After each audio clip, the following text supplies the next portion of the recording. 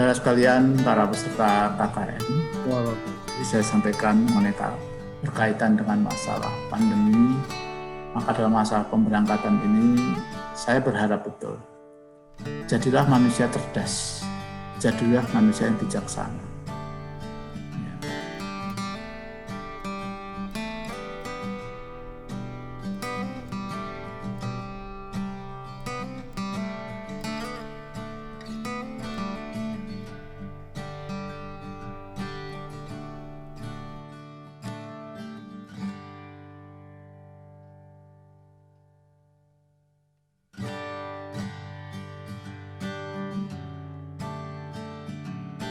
Sembung Harjo merupakan sebuah kelurahan di wilayah Kecamatan Genuk, Kota Semarang, Provinsi Jawa Tengah.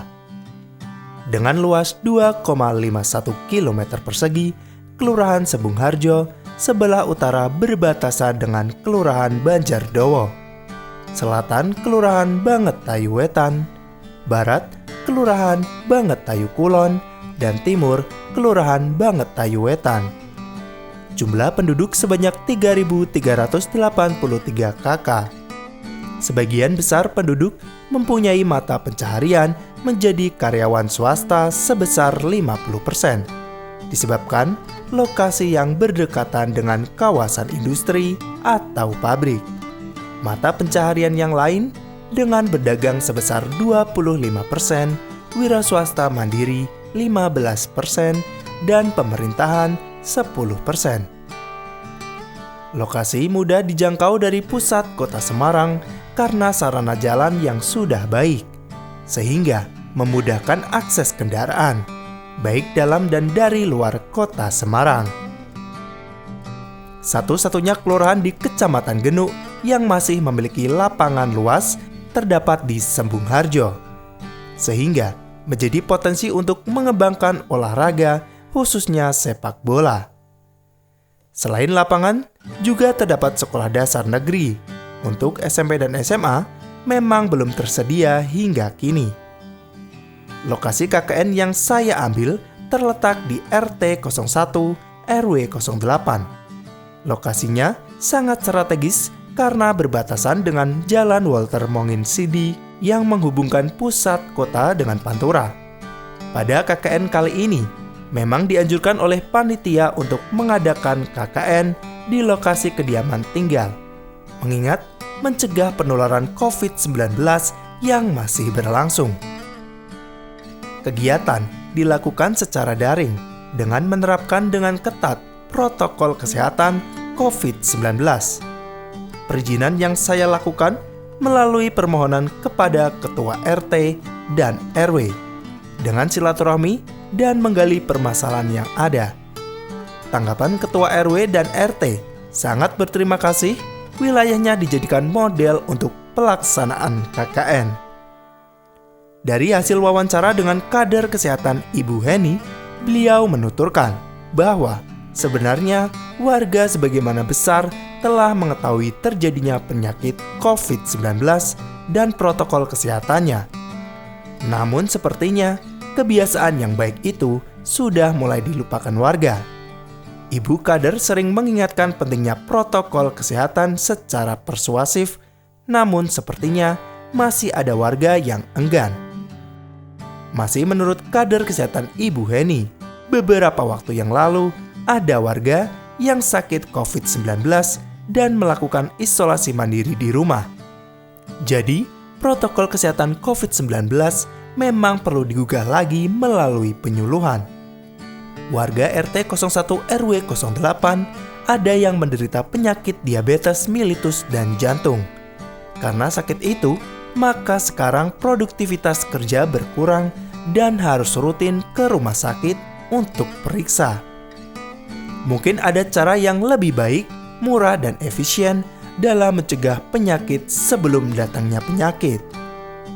Dari observasi lapangan dan wawancara beberapa warga, saya melihat kesadaran dalam mematuhi protokol kesehatan COVID-19 sudah mulai kendor dan harus diingatkan kembali melalui ajakan yang persuasif dan santun yang gunanya menggugah kesadaran pentingnya memutus penularan COVID-19 mengingat dampak bahaya yang ditimbulkan khususnya kepada penderita penyakit tidak menular atau komorbid.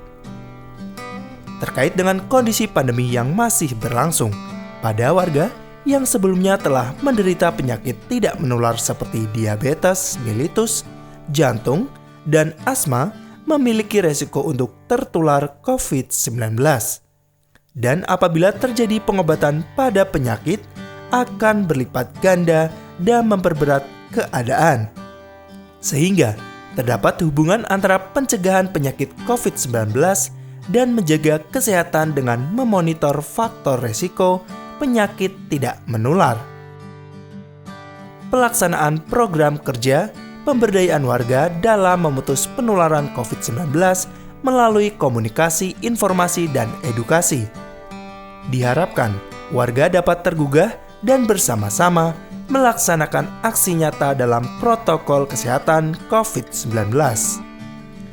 Pada KKN kali ini, tatap muka tidak diperkenankan, sehingga pesan dalam KKN diberikan melalui pesan WhatsApp grup RT. Dalam WhatsApp grup tersebut, saya berikan buku saku untuk warga mengenai COVID-19. Diharapkan dengan membaca, warga melaksanakan dan saling mengajak satu sama lain dalam memutus penularan COVID-19. Untuk memonitor keberhasilan program kerja, saya memberikan evaluasi melalui formulir soal dalam pesan WhatsApp. Mereka berhasil menjawab dan hasilnya sangat memuaskan. Diharapkan dengan pemahaman mengenai COVID-19 dalam buku saku tersebut dapat diimplementasikan ke depannya.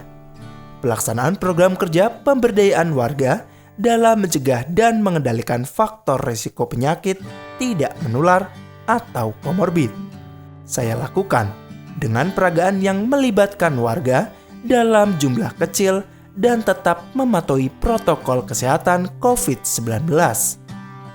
Melalui peragaan diharapkan warga secara langsung dapat melihat, mencoba, dan melakukan pemantauan faktor resiko penyakit tidak menular.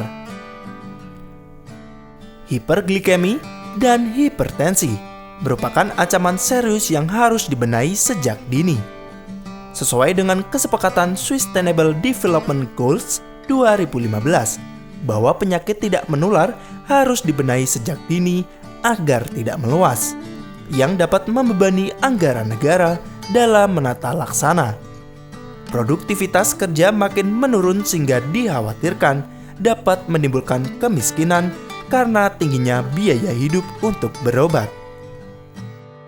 Pemeriksaan sederhana dalam deteksi dini faktor risiko penyakit tidak menular antara lain: 1. Ukur lingkar pinggang. 2. Ukur berat badan dan analisa lemak tubuh. 3. Ukur kadar glukosa, asam urat, dan kolesterol. 4. Ukur kemampuan napas paru. Hasil dari deteksi dini dapat menjadi gambaran apabila hasilnya kurang baik dari standar normal. Maka segera untuk mawas diri dan memperbaiki melalui pola hidup sehat. Melalui cerdik, kita upayakan cek kesehatan berkala, tidak merokok, rajin beraktivitas fisik, beri bank cukup buah dan sayur, istirahat cukup, dan kendalikan stres. Masa muda hidup semangat, masa tua raih nikmat.